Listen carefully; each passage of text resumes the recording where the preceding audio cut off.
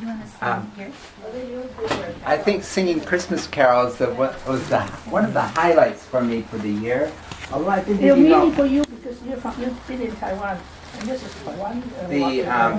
just the atmosphere in grade school. I didn't understand Christmas, but just to sing the Christmas carols like Silent Night, Holy Night, there was an atmosphere about it that was very meaningful.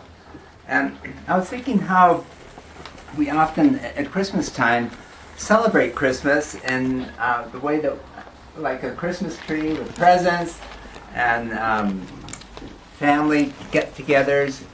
But there's a story I'd like to tell you of this gentleman in Asia, in China. It's a long time ago, and he came from a very wealthy family. However, because of circumstances and experiences he had, he just lost everything and became a beggar.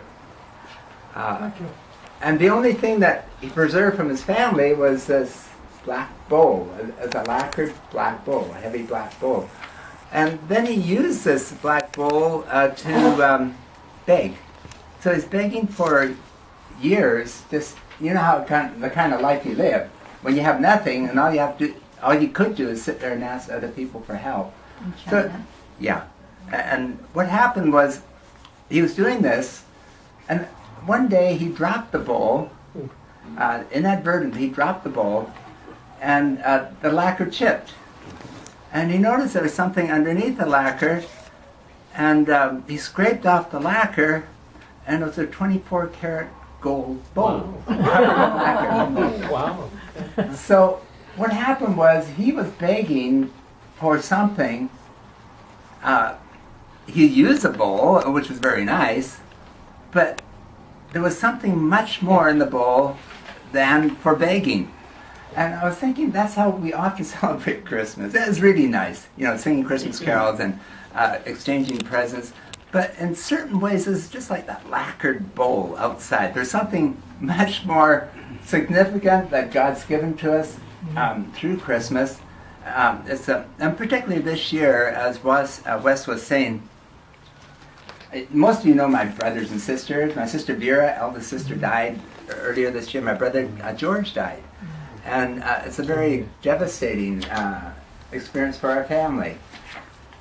But there's a thought of Christmas this time, that gold in Christmas became much more meaningful to me because of what Christmas brought, namely the birth of Jesus.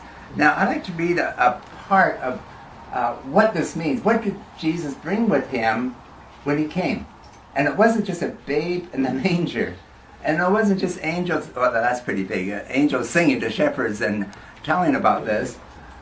It was this: Jesus is the image of the invisible God, the firstborn of all creation. For by him all things were created, things in heaven and things on earth, visible and invisible, whether thrones or powers or rulers or authority. All things were created by him and for him.